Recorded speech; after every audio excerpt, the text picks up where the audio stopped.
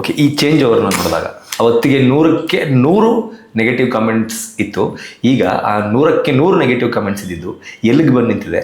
ಈ ಚೇಂಜ್ ಓವರ್ನ ನೋಡಿದಾಗ ನೀವು ಈ ಹೋರಾಟಕ್ಕೆ ಬಂದದ್ದರ ಸಾರ್ಥಕತೆ ಎಷ್ಟು?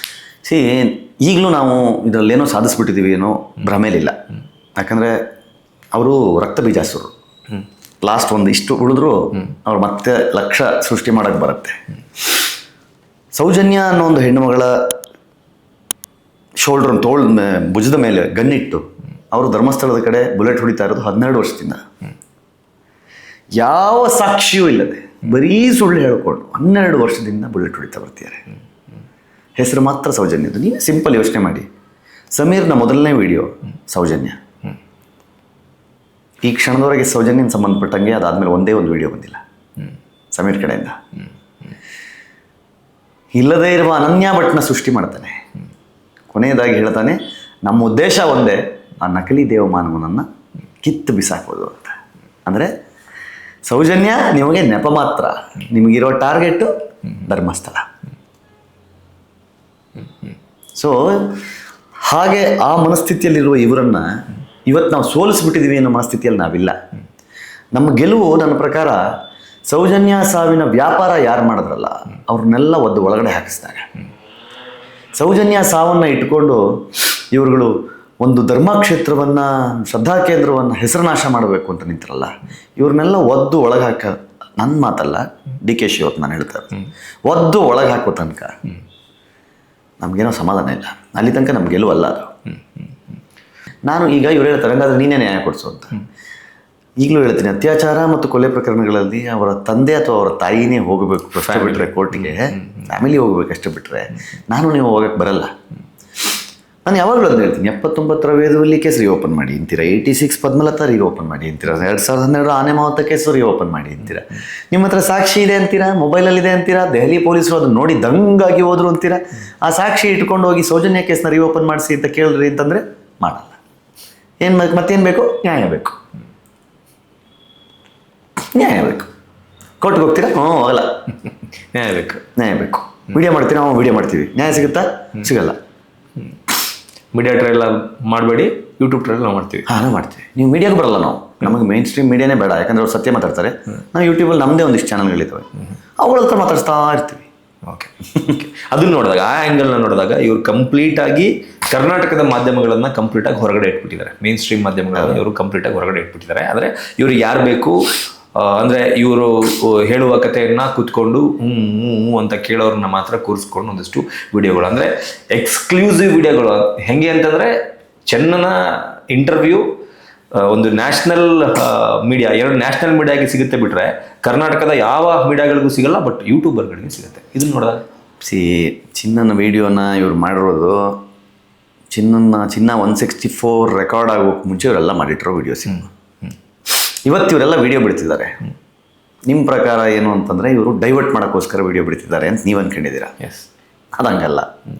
ಇವರು ವಿಡಿಯೋ ಬಿಡ್ತಾ ಇರೋದು, ಇಷ್ಟು ದಿನ ಮಾತಾಡಿದ್ರಲ್ಲ ಬೋರ್ಡೆ, ಅದನ್ನು ನಾವು ಮಾತಾಡಿದ್ದಲ್ಲ, ಇವನು ಹೇಳಿದ್ದಕ್ಕೆ ನಾವು ಮಾತಾಡಿದ್ದು ಅಂತೇಳಿ ಅವನ ತಲೆ ಮೇಲೆ ಹಾಕ್ತಾರೆ. ಕಂಪ್ಲೀಟಾಗಿ ಅವನ ತಲೆ ಮೇಲೆ ಹಾಕಿ, ತಲೆ ಮೇಲೆ ಅವನು ಹೇಳ್ದ, ನಾವು ಮಾಡಿದ್ವಿ ಅಷ್ಟೇ. ನೋಡಿ, ಆಸ್ತಿ ಕೇಳಿಕೊಂಡು ಬಂದ ಸುಜಾತಾ ಭಟ್ ಇವ್ರು ಹೇಳಿದ್ರು, ಆಸ್ತಿ ಕೇಳಬೇಡಿ, ಅಸ್ಥಿ ಕೊಡಿಸ್ತೀವಿ ಅಂತಂದ್ರು. ಅಸ್ಥಿಯ ಡ್ರಾಮಾ ಆಯಿತು. ಆ ಹೆಣ್ಣು ಮಗಳ ಹೇಳಿದ ಸುಳ್ಳುಗಳು ಒಂದೊಂದೇ ಹೊರಗಡೆ ಬಂದು ಬಯಲಾಗ್ತಾ ಇದ್ದಂಗೆನೆ ತನ್ನ ಮನೆಯಿಂದ, ತಿಮ್ಮರೊಡ್ಡಿಯ ತನ್ನ ಮನೆಯಿಂದ ಆಕೆಯನ್ನು ಹೊರಗೆ ಹಾಕಿದರು. ಬೆಂಗಳೂರಿನಲ್ಲಿ ಮೊನ್ನೆ ಪೊಲೀಸ್ನವ್ರು ಬಂದಾಗ ನಾನು ಬೀದಿಗೆ ಬಂದು ನಿಂತ್ಕೊಳ್ಳೋ ಪರಿಸ್ಥಿತಿ ಬಂದಿದೆ ಅಂತ ಸುಜಾತಾ ಭಟ್ ಮಾತಾಡ್ತಾ ಇದ್ರು. ಇವರ ಹುನ್ನಾರದಲ್ಲಿ, ಇವರ ಪ್ಲ್ಯಾನ್ನಲ್ಲಿ, ಈಗ ಆಕೆ ಪರ ಲಾಯರ್ ಇಲ್ಲ, ಆಕೆಗೆ ಆಶ್ರಯ ಇಲ್ಲ, ಆಕೆ ಹಿಡ್ಕೊಂಡು ಕಣ್ಣೀರು ಹಾಕಿಸಿ ಲಕ್ಷಗಟ್ಟಲೆ ವ್ಯೂಸ್ ತೊಗೊಂಡ್ರಲ್ಲ, ಅವರು ಇಲ್ಲ ಜೊತೆಲಿ, ಅವರು ಇಲ್ಲ, ಕರ್ಕೊಂಡೋಗಿ ಇಟ್ಕೊಳ್ಳಿ ಅಲ್ಲ ಮನೇಲಿ. ಅನ್ಯಾಯ ಅಲ್ವಾ ಮಾಡಿದ್ದು? SIT ಕಂಪ್ಲೇಂಟ್ ಕೊಡೋಕೆ ಬರ್ಬೇಕಾದ್ರೆ ಲಾಯರ್ ಜೊತೆಗೆ ಬಂದರು, ಇವತ್ತು ವಾಪಸ್ ತಗೊಬೇಕಾದ್ರೆ ಒಬ್ಬರೇ ಬಂದಿದೆ. ಅಲ್ಲಲ್ಲ, ಅವನು ಬಿಟ್ಟಾಕಿ ಚಿನ್ನಯ್ಯನಿಗೆ ಲಾಯರ್ ಇಲ್ಲ ರೀ. ಚಿನ್ನನಿಗೆ ಲಾಯರ್ ಇಲ್ಲ. ಬರ್ತಾ 3 ಜನ ಇದ್ರು, 4 ಜನ ಕೊಡ್ತಾ ಇದ್ರು. ಇವತ್ತು ಚಿನ್ನಯ್ಯನ ಲಾಯರ್ ಇಲ್ಲ, ಪಬ್ಲಿಕ್ ಪ್ರಾಸಿಕ್ಯೂಟರ್ ಇಡಬೇಕಂತ ಪರಿಸ್ಥಿತಿ ಬಂದಿದೆಯಂತೆ. ಇವರ ಚಟಕ್ಕೆ, ಇವರ ತೆವಲಿಗೆ ಯಾರ್ಯಾರನ್ನೋ ಬಳಸ್ಕೊಂಡು ಸುಳ್ಳು ಕಥೆಗಳನ್ನು ಸೃಷ್ಟಿ ಮಾಡಿ ಆರಂಭದ ಸುಜಾತನ ಬಳಸ್ಕೊಂಡ್ರು. ಅದನ್ನೇ ಹೇಳ್ತಾರೆ. ಸುಜಾತ ಭಟ್ ನೋಡಿ ಬೀದಿಗೆ ಬಿಟ್ರು, ಚಿನ್ನಯ್ಯನ ಕರ್ಕೊಂಬಂದು ಬೀದಿಗೆ ಬಿಟ್ರು. ಏನು ವಕಾಲತ್ ಆಗ್ತಾರೆ ಈಗ ಅವರು ಅವ್ರ ಪರವಾಗಿ. ಇವ್ರು ಉಳಿದ್ರೆ ಸಾಕಾಗ್ಬಿಟ್ಟಿದೆ ಈಗ. ಈಗ ಇಷ್ಟು ದಿನ ಏನಂದ್ರು, ನಾವು ಷಡ್ಯಂತ್ರ ಮಾಡಿಲ್ಲ, ನಮ್ಗೆ ಗೊತ್ತಿಲ್ಲ. ಸರಿ, ಷಡ್ಯಂತ್ರ ಮಾಡದೇನೆ ಸಿಗದೇನೆ ಬರೀ ಅವರ ಫೇವರ್ ಮಾಡುವ ಯೂಟ್ಯೂಬ್ ಚಾನಲ್ಗಳಿಗೆ ಮಾತ್ರ ಇಂಟರ್ವ್ಯೂ ಯಾಕೆ ಸಿಕ್ತು? ಅದು ನಿಮಗೆ ಯಾಕೆ ಸಿಕ್ಕಿಲ್ಲ? ನನಗೆ ಯಾಕೆ ಸಿಕ್ಕಿಲ್ಲ? TV ವಿಕ್ರಮಗೆ ಯಾಕೆ ಸಿಕ್ಕಿಲ್ಲ? ಸ್ವೀಟ್ ಪ್ಲಸ್ಗೆ ಯಾಕೆ ಸಿಕ್ಕಿಲ್ಲ? ಮೇನ್ ಸ್ಟ್ರೀಮ್ ಮಾಧ್ಯಮಗಳಿಗೆ ಅಲ್ಲ, ಈ ಮೇನ್ ಸ್ಟ್ರೀಮ್ ಮಾಧ್ಯಮಗಳು ಆ ಕಡೆ ಯೂಟ್ಯೂಬ್ಗೆ ಕೊಡೋದವರು ಅಂತ ನಿರ್ಧಾರ ಮಾಡಿದ್ರು. ನಿಮ್ಗೆ ಯಾಕೆ ಸಿಕ್ಕಿಲ್ಲ? ಬರೀ ಅವರಿಗೆ ಆಪ್ತ ವಲಯದ ಚಾನಲ್ಗಳಲ್ಲಿ ಮಾತ್ರ ರೆಕಾರ್ಡ್ ಮಾಡಿ ಇಟ್ಟರು. ಮರುಪ್ರಶ್ನೆ ಹೋಗದೇ ಇರುವಂತಹ ಚಾನಲ್ ಬೇಕು. ಮರುಪ್ರಶ್ನೆ ಅಂದರೆ ಅವ್ರು ಏನು ಹೇಳ್ತಾರೆ ಅದನ್ನು ಮಾತ್ರ. ಸಮೀರ್ ಮಾತಾಡ್ಸಿರೋದು ಬಂದಿದೆಯಲ್ಲ, ಸಮೀರ ಇವಾಗ ಏನು ಹೇಳ್ತಾನೆ, ಅವ್ನು ಹೇಳಿದ್ದ ಅದನ್ನು ನಾನು ಮಾಡಿದೆ ಅಂತ ಹೇಳ್ತಾನೆ. ಅವನು ಹೇಳಿದ್ದ ಅದನ್ನ ಇಟ್ಕೊಂಡು ನಾನು ಮಾಡಿದೆ. ಸಮೀರ್ ಇವ್ರು ಯಾಕೆ ಎಲ್ಲ ವಿಡಿಯೋ ರೆಕಾರ್ಡ್ ಮಾಡಿ ಇಟ್ಟಿದ್ರು? ಸಮೀರ್ ಎಸ್ಕೇಪು, ಚಿನ್ನಯ್ಯ ಲಾಕು. ಎಲ್ಲ ಲಾಕೆ. ಚಿನ್ನಯ್ಯ ಲಾಕು, ಸುಜಾತ ಭಟ್ ಲಾಕು. ಇವ್ರನ್ನ ನಂಬ್ಕೊಂಡು ಓದೋರ್ ಕತೆ ಫಿನಿಶ್ ಎಲ್ಲ. ಓಕೆ, ಇವ್ರು ಹೇಳ್ತಾರೆ ಷಡ್ಯಂತ್ರ ಮಾಡಿಲ್ಲ, ಅಲ್ಲಿ ಹಂಗಾಗಿದೆ, ಇಲ್ಲಿ ಹಿಂಗಾಗಿದೆ. ಈಗ ಹೇಳ್ರಪ್ಪ, ಬರೀ ಕತೆಗಳನ್ನು ಸೃಷ್ಟಿ ಮಾಡಿ ಒಂದು ಪ್ರಾಪಗಂಡನ ರೆಡಿ ಮಾಡಿ, ಫಸ್ಟು ಚಿನ್ನಯ್ಯನ ಕರ್ಕೊಂಬರೋಕ್ಕೆ ಮುಂಚೆ ಧರ್ಮಸ್ಥಳದ ಹೆಸರನ್ನು ಇಡೀ ರಾಜ್ಯದಲ್ಲಿ ರಿಜಿಸ್ಟರ್ ಮಾಡಬೇಕು ಅನ್ನೋ ಕಾರಣಕ್ಕೆ ಧರ್ಮಸ್ಥಳದ ಬಗ್ಗೆ ಒಂದು ವಿಡಿಯೋ ಮಾಡಿ ಜನಗಳ ಮೈಂಡಲ್ಲಿ ಅದ್ರ ಬಗ್ಗೆ ನೆಗೆಟಿವಿಟಿ ಬಿಲ್ಡ್ ಮಾಡಿ, ಅದೇ ಟೈಮಿಗೆ ಕರೆಕ್ಟಾಗಿ ಹೌದು ಜನ ಇವಾಗೆಲ್ಲ ಆಕ್ರೋಶದಲ್ಲಿದ್ದಾರೆ ಅನ್ಬೇಕಾದ್ರೆ ಚಿನ್ನಯ್ಯನ ಕರ್ಕೊಂಬಂದು ಅವ್ನು ಇಂಟರ್ವ್ಯೂ ಮಾಡಿ, ಅದನ್ನು ಪೂರ್ವಕವಾಗಿ ಅದೇ ಥರದ ವಿಡಿಯೋ ಮತ್ತೊಂದು ರೆಡಿ ಮಾಡಿ ಜನಗಳ ಮೈಂಡಲ್ಲಿ ಫುಲ್ಲು ನೆಗೆಟಿವಿಟಿ ಬರೋ ಥರ ಮಾಡಿ, ಆಲ್ ಆಫ್ ದ ಸಡನ್ ಮುಸುಕುದಾರಿ ಅಂತ ಹೇಳ್ಬಿಟ್ಟು ಅವ್ನು ಕರ್ಕೊಂಬಂದು ಯಾವುದಾದ್ರೂ ಸುಳ್ಳ ಹೇಳಿದ್ದು ನೋಡಿ ಎಲ್ಲ ಸತ್ಯ ಬಂತು, ಸಾಕ್ಷಿ, ಜೀವಂತ ಸಾಕ್ಷಿ, ಎಲ್ಲ ಪ್ರಪಗಂಡ ರೆಡಿ ಮಾಡಿ ಯಾವುದಕ್ಕೂ ದಾಖಲೆಗಳನ್ನು ಕೊಡದೆ ಎಲ್ಲೋಯ್ತು. ಸಾವಿರ ಅಂತ ಹಿಂಗೆ ಅನ್ನಲ್ಲ ಸಮೀರ, ರಕ್ತ ಕುದೀತಾ ಇಲ್ವಾ? ಪ್ರಚೋದನೆ ಮಾಡೋದ್ನಲ್ಲ. ಒಬ್ಬ ಮೊಹಮ್ಮದ್ ಸಮೀರ್ ಏನೇನು ಮಾಡ್ಬಿಟ್ಟ 6 ತಿಂಗಳೊಳಗಡೆ. ಎಸ್, ಮೊದಲ ವಿಡಿಯೋ ಬಂದಾಗ ನೀವು ಕೂಡ ಗಮನಿಸಿರ್ತೀರ, ಇವತ್ತಿನ ಸಮೀರನನ್ನು ಕೂಡ ನೀವು ಕೂಡ ಗಮನಿಸಿರ್ತೀರ. ಮೊದಲ ವಿಡಿಯೋ ಬಂದಾಗ ಹೆಂಗೆ ಧರ್ಮಸ್ಥಳದ ಪರವಾಗಿ ಮಾತನಾಡೋರನ್ನ ಒಂದಷ್ಟು ಪೇಮೆಂಟ್ ಗಿರಾಕಿಗಳು ಅಂತಂದ್ರು, ಅವನಿಗೂ ಕೂಡ ಆ ಥರದ ಒಂದಷ್ಟು ಕಮೆಂಟ್ಗಳು, ಒಂದಷ್ಟು ಅಲಿಗೇಷನ್ಸ್ ಬಂದಿತ್ತು. ನೀನು ಈ ವಿಡಿಯೋ ಮಾಡೋದಕ್ಕೆ ಎಷ್ಟು ಪೇಮೆಂಟ್ ಬಂದಿದೆ, ಎಷ್ಟು ದುಡ್ಡು ತೊಗೊಂಡಿದ್ಯಾ ನೀನು ಹೇಳು ಅಂತ ಒಂದಷ್ಟು ಅಲಿಗೇಷನ್ ಬಂದಿತ್ತು. ಆಗ ಆತನೇ ಒಂದು ಕ್ಲಾರಿಫಿಕೇಶನ್ ಅನ್ನು ಕೊಟ್ಟಿದ್ದ, ನಾನು ಮಾಡಿರುವ ವಿಡಿಯೋವನ್ನು ಎಡಿಟ್ ಮಾಡಿಸೋದಕ್ಕೂ ಅಂದರೆ ಎಡಿಟರ್ಗೆ ಕೊಡೋದಕ್ಕೂ ದುಡ್ಡಿಲ್ಲ ನನ್ನ ಹತ್ರ ಅಂತ. ಇವತ್ತಿನ ಆತನ ಲೈಫ್ ಸ್ಟೈಲನ್ನು ನೋಡ್ತಾ ಇದ್ದಾರೆ. 3 ಜನ ವಕೀಲರು, ಫಾರ್ಚುನರ್ ಗಾಡಿ, ಇದನ್ನು ನೋಡ್ತಾ ಇದ್ದಾರೆ. ಏನನ್ಸುತ್ತೆ ನಿಮಗೆ? ನಾನು ಯಾವಾಗಲೂ ಹೇಳ್ತೀನಿ, ಸೌಜನ್ಯ ಪರ ಮತ್ತು ಧರ್ಮಸ್ಥಳ ಪರ ಎರಡೂ ವಿಷಯದ ಪರ ನಿಂತವರು.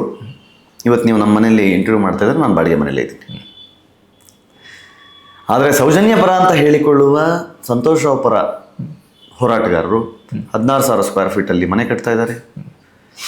ಹಂಚಿನ ಮನೆ ಇದ್ದಿದ್ದು 3 ಫ್ಲೋರ್ ಮನೆ ಆಗಿದೆ. ಮನೆ ಎದುರುಗಡೆ 3 ಕಾರ್ ನಿಲ್ತಾ ಇದೆ. ಒಂದು ಪೆಜಾರೋ ಹೊರಟ್ರೆ ಅದ್ರ ಹಿಂದ್ಗಡೆ 6 ಕಾರಲ್ಲಿ ಹುಡುಗರು ಬರ್ತಾರೆ.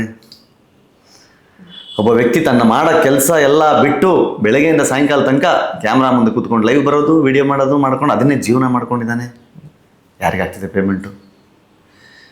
ನೀವು ನನ್ನೊಂದು ಇಂಟರ್ವ್ಯೂ ಮಾಡಬೇಕು ಅಂತಂದರೆ, ಇಲ್ಲ ಮಂಜು ಏನೋ ಕೆಲಸ ಇದೆ ಕಣ, ಫಸ್ಟ್ ಆ ಕೆಲಸ ಮುಗಿಸ್ಕೊಂಡು ಬರ್ತೀನಿ. ನಾವು ಕೆಲಸ ಮಾಡಬೇಕು, ದುಡಿಬೇಕು. ಅವ್ರಿಗೆ ದುಡಿಮೆನೇ ಬೆಳಗ್ಗೆ ಎದ್ರೆ ಸೌಜನ್ಯ ಹೆಸರು ಹೋರಾಟ ಮಾಡೋದು, ಧರ್ಮಸ್ಥಳವನ್ನು ಟಾರ್ಗೆಟ್ ಮಾಡೋದು. ಎಲ್ಲಿಂದ ಬರ್ತಾ ಇದೆ ಪೇಮೆಂಟು? ಸೌಜನ್ಯ ಮೀನ್ಸ್ ಅವ್ರಿಗೆ ಮನಿ, ದುಡ್ಡು ರೀ, ದುಡ್ಡು. ಯೋಚನೆ ಮಾಡಿ, ಜನ ಕಾಮನ್ ಸೆನ್ಸ್ ಯೋಚನೆ ಮಾಡೋದು, ಹೌದಲ್ವಾ? ಎಲ್ಲಿಂದ ಬರ್ತಾ ಇದೆ ದುಡ್ಡು ಇವರಿಗೆ? ಮಹೇಶ್ ತಿಮ್ಮರೋಡಿ ಮನೆಯಲ್ಲಿ ಅಷ್ಟು ಜನ ಹುಡುಗರು ಇರ್ತಾರಲ್ಲ, ಏನು ಎಲ್ಲ ಕೆಲಸ ಬಿಟ್ಟು ಅಲ್ಲಿ ಬಂದು ಕೂತಿದ್ದಾರೆ ಅಂತಂದರೆ ಏನು ದುಡ್ಡೇ ಬೇಡ ನಮಗೆ, ಸುಮ್ಮನೆ ಅಣ್ಣನ ಜೊತೆ ಓಡಾಡ್ಕೊಂಡಿರ್ತೀವಿ ಅಂತ ಬರ್ತಾರೆ. ಹಾಂ, ಯಾರು ಬರ್ತಾರೆ? ಜನ ಕಾಮನ್ ಸೆನ್ಸ್, ಅದೇ ಹೇಳಿದ್ನಲ್ಲ, ಒಂದು ಸಣ್ಣ ಲಾಜಿಕಲ್ ಥಿಂಕಿಂಗು ಕಾಮನ್ ಸೆನ್ಸ್ ಎರಡು ಮಾತ್ರ. ಮಠನವ್ರು ಯಾದಗಿರಿ ಬಿಟ್ಟು ಧರ್ಮಸ್ಥಳದಲ್ಲೇ ಕಂಪ್ಲೀಟ್ ಆಗಿ ಸೆಟ್ಲ್ ಬೆಳಗ್ಗೆ ಇದ್ದರೆ ಅದೇ ಕೆಲಸ. ಈ ಹೋರಾಟದ ದಿಕ್ಕನ್ನು ಹಾದಿ ತಪ್ಪಿಸಿದ್ದೇ ಮಟ್ಟಣ್ಣನವ್ರು ನನ್ನ ಮೇಲೆ. ಯಾಕಂಗೆ ಇನ್ನೇನು ಅಂದರೆ ಸುಳ್ಳುಗಳ ಮೇಲೆ ಸುಳ್ಳುಗಳು. ಅಂದರೆ ಫ್ರಸ್ಟ್ರೇಟ್ ಆಗೋದು ಯಾವ ಲೆವೆಲ್ಗೆ ಅಂತಂದರೆ, ಮಾಡಿದ್ದು ಯಾವುದು ವರ್ಕ್ ಆಗ್ತಿಲ್ಲ ಅಂತಂದಾಗ ಒಬ್ಬ ಮನುಷ್ಯನ ಫ್ರಸ್ಟ್ರೇಷನ್ ಬರುತ್ತಲ್ಲ, ಆ ಫ್ರಸ್ಟ್ರೇಷನ್ ಆ ಮುಖದಲ್ಲಿ ಹೆಂಗೆ ಕಾಣುತ್ತೆ ಅಂತಂದ್ರೆ ನೋಡಿ, ಇತ್ತೀಚಿನ ದಿನಗಳದ ಅವ್ರ ಮುಖ ನೋಡಿ, ಅವ್ರ ವಿಡಿಯೋ ನೋಡಿ, ಲಾಸ್ಟ್ ಒಂದು ಥೂ ಅವ್ರಿಗೆ ಹೋಗಿತಾರೆ, ಇವ್ರು ಹೋಗಿದ್ದಾರೆ ಅಂದರೆ. ನಾನು ಈ ಅಣ್ಣಪ್ಪ ಸ್ವಾಮಿಯನ್ನು ಎದುರಾಕೊಂಡವ್ರಿಗೆ ಮಾನಸಿಕ ಸಮಸ್ಯೆಗಳಾಗ್ತವಂತೆ. ನನಗೆ ಯಾಕೋ ಕೆಲವರು ನೋಡಿದಾಗ, ನನಗೂ ಹೇಳಿದ್ರು ಹುಚ್ಚಿಡಿಯುತ್ತೆ. ನನಗೆ ಕೆಲವರು ನೋಡಿದಾಗ ಅಣ್ಣಪ್ಪ ಸ್ವಾಮಿ ಯಾಕೋ ಆಡ್ತಾ ಇದ್ದಾರಲ್ಲ ಅಂತ ಅನ್ಸುತ್ತೆ. ನೋಡಿ, ಅಬ್ಸರ್ವ್ ಮಾಡಿಬೇಕಾರೆ ನೀವೇ ಅಬ್ಸರ್ವ್ ಮಾಡಿ. ಯಾವತ್ತೋ ಒಂದು 2 ವರ್ಷದ ಹಿಂದಿನ ಒಂದು ವಿಡಿಯೋ ನೋಡಿ, ನಿನ್ನೆ ಮೊನ್ನೆ ಮಾಡಿರೋ ಒಂದು ವಿಡಿಯೋ ನೋಡಿ. ಅವ್ರು ಈಗಲೂ ನಂಬಿಸೋ ಪ್ರಯತ್ನದಲ್ಲಿದ್ದಾರೆ ಅಷ್ಟೇ ಬಿಟ್ಟರೆ ಅವ್ರ ಮೊನ್ನೆ ಕೂಡ ಒಂದು ಇನ್ಸಿಡೆಂಟ್ ಆಯಿತು. ಹುಬ್ಬಳ್ಳಿಯ ರೋಡಿ ಶೀಟರ್ ಒಬ್ಬನನ್ನು ಕರ್ಕೊಂಡ್ಬಂದು ನಾನು ಈಗ ಹೆಂಗೆ ಅಂತಂದರೆ, Girish Mattannavar is frustrated man. ನಾವು ಎಲ್ಲ ಉಲ್ಟಾ ಹೊಡಿತು. ಸುಜಾತಾ ಭಟ್ಗೆ ಪಾಪ ಐಡಿಯಾ ಕೊಟ್ಟಿದ್ದೇ ಗಿರೀಶ್ ಮಟ್ಟಣ್ಣವರ್ ಅಂತ ಸುಜಾತಾ ಭಟ್ ಹೇಳ್ತಾರೆ. ಅಂದರೆ ಈ ಪ್ರಕರಣಗಳೆಲ್ಲ ಸಾಲಾಗಿ ಬಂದ ಮೇಲೆ 3 ವಿಚಾರದಲ್ಲಿ ಈ ಮಟ್ಟಣ್ಣನವರು ತೆಗೆದುಕೊಂಡ್ರು ಜನರ ಮುಂದೆ. ಒಂದು ಸುಜಾತಾ ಭಟ್ ಕೇಸ್ನಲ್ಲಿ, ಇನ್ನೊಂದು ಬುರ್ಡೆ ಪ್ರಕರಣದಲ್ಲಿ, ಇನ್ನೊಂದು ರೌಡಿ ಶೀಟರ್ ಬಂದು ಮಾನವ ಹಕ್ಕುಗಳ ಆಯೋಗ. ಮೂರೇ ಅಲ್ಲ, ಅಯ್ಯೋ ನೀವು ಮೂರೇ ಇಲ್ಲ ಅಂದರೆ ಅದು ಪ್ರೂಫ್ ಸಮೇತ. ಈಗ ಮೊದಲ ಬುರ್ಡೆ ತಂದ್ರಲ್ಲ, ಅದು FSL ಇಂದ ನಂಗೆ ವರದಿ ಬಂದಿದೆ, ಅದೊಂದು ಮಹಿಳೆ ಅದಂತೆ 24 ವರ್ಷದ್ದು ಅಂತ. ಸುಳ್ಳು. ಓಕೆ. ಮೊನ್ನೆ ಏನು ಮಾಡಿದ್ದಾರೆ, ಈಗ ಧರ್ಮಸ್ಥಳದ ವೀರೇಂದ್ರ ಹೆಗ್ಡೆ ವಿಚಾರದಲ್ಲಿ ರಿಟ್ ಪಿಟಿಷನ್ ಇದೆ, ಕೋರ್ಟ್ ಆರ್ಡರ್, ಅವ್ರ ಹೆಸರನ್ನು ಯಾರು ತೆಗಿಬಾರ್ದು ಅಂತ. ಅವ್ರನ್ನ ಇವ್ರು ಭಾಳ ಕೆಟ್ಟದಾಗಿ ನಿಂದಿಸ್ತಾ ಇದ್ರಲ್ಲ, ಸೊ ಹಂಗಾಗಿ ಅದೊಂದು ಕೋರ್ಟ್ ಆರ್ಡರ್ ಇದೆ. ಈ ಮನುಷ್ಯ ಮೊನ್ನೆ ಮಹೇಶ್ ಶೆಟ್ಟಿ ತಿಮ್ಮರೋಡಿಯನ್ನು ಅರೆಸ್ಟ್ ಮಾಡ್ಕೊಂಡು ಹೋಗ್ಬೇಕಾದ್ರೆ ಮತ್ತೆ ಅತ್ಯಾಚಾರಿ ಹಂಗೆ ಹಿಂಗೆ ಅಂತ ಅವ್ರ ಹೆಸರು ಇಟ್ಕೊಂಡು ಮಾತಾಡಿದ್ದಾನೆ. ಜಡಿತಾರೆ ಕೇಸ್ ಇವಾಗ. ಅಂದರೆ ನಾನು ಹೇಳೋ ಸುಳ್ಳುಗಳಿಂದ ಏನಾಗುತ್ತೆ ಅನ್ನೋದು, ಆ ಮನುಷ್ಯ ಅಲ್ಲಿ 12,000ದಷ್ಟು ಸಾಮೂಹಿಕ ವಿವಾಹಗಳಾಗಿದೆ, ಆ ಮನುಷ್ಯನೂ ಅಲ್ಲೇ ಸಾಮೂಹಿಕ ವಿವಾಹ ಆಗಿದ್ದಾನೆ. ಅಲ್ಲಿ ಸಾಮೂಹಿಕ ವಿವಾಹ ಆದರೆ ಫಸ್ಟ್ ನೈಟಿಗೆ ಕಳಿಸ್ಬೇಕು ಅಂತ. ಅಂದರೆ ನಂಬಿಸುವ ಭರದಲ್ಲಿ ಏನು ಸುಳ್ಳು ಹೇಳ್ತಿದ್ದೀನಿ ಅಂತಲೇ ಗೊತ್ತಾಗ್ತಾ ಇಲ್ಲ. ಸಾಮೂಹಿಕ ವಿವಾಹ ಆಗಿರೋರ ಮನಸ್ಥಿತಿ ಏನಾಗಿರಲ್ಲ ಕೇಳಿದಾಗ 12,000 ಹೆಣ್ಣುಮಕ್ಕಳ ಬಗ್ಗೆ ನೇರವಾದ ಆರೋಪ ಅಲ್ವಾ ಅಲ್ಲಿಗೆ? 12,000 ಹೆಣ್ಮಕ್ಳ ಮೇಲೆ ನೇರ ಆರೋಪ ಅಲ್ವಾ ಅದು, ಇನ್ಕ್ಲೂಡಿಂಗ್ ಅವ್ರ ವೈಫ್ ಸೇರಿ. ಆಮೇಲೆ ನಾನು ಹೇಳ್ತಿರೋದು, ಮನುಷ್ಯನಿಗೆ ಯಾವ ಲೆವೆಲಲ್ಲಿ ಅಂದರೆ ಒಂಥರ ಬುದ್ಧಿಭ್ರಮಣೆ ಥರ ಆಗಿಬಿಡುತ್ತೆ ಅಂತಂದರೆ, ಯಾವಾಗ ಮೂಳೆಗಳು ಸಿಗಲಿಲ್ಲ, ಬುರುಡೆಗಳು ಸಿಗಲಿಲ್ಲ, ಅಲ್ಲಿ ಸೀಳು ನಾಯಿಗಳಿದೆ, ಅಲ್ಲಿ ಹಂದಿಗಳಿದೆ, ಅಲ್ಲಿ ಉಡ ಇದೆ, ಹೈನ ಇದೆ, ಅದು 5 ಅಡಿ ಆಳಕ್ಕೆ ಹೋಗಿ ಬುರುಡೆ ನೆತ್ಕೊಂಡ್ಬರುತ್ತೆ. ಅವು ಉಡ ಮತ್ತು ಹಂದಿಗಳು ಎಲ್ಲಿರ್ತಾವಲ್ಲ, ಅವುಗಳ ಗೂಡನ್ನು ಹುಡುಕಿದ್ರೆ ನಮಗೆ ಬುರುಡೆ ಸಿಗುತ್ತೆ ಅಂತಾರೆ. ಅಂದರೆ ಜಸ್ಟ್ ಥಿಂಕ್, ಜನ ಇನ್ನೂ ಅವ್ರನ್ನ ನಂಬ್ತಾ ಇದ್ದಾರೆ. ಮತ್ತೆ ಆಶ್ಚರ್ಯ ಆಗೋದು, ನನಗೆ ನಿಜವಾಗ್ಲೂ ಆಶ್ಚರ್ಯ ಆಗೋದು, ಯಾರಿರ್ಬೋದು ಇವರೆಲ್ಲ? ಯಾರ ಮನೆ ಮಕ್ಕಳಪ್ಪ ಇವೆಲ್ಲ? ನಂಬ್ತಾರೆ, ಅದನ್ನು ನಂಬ್ತಾರೆ, ಇರ್ಬೋದು ಅಂತ.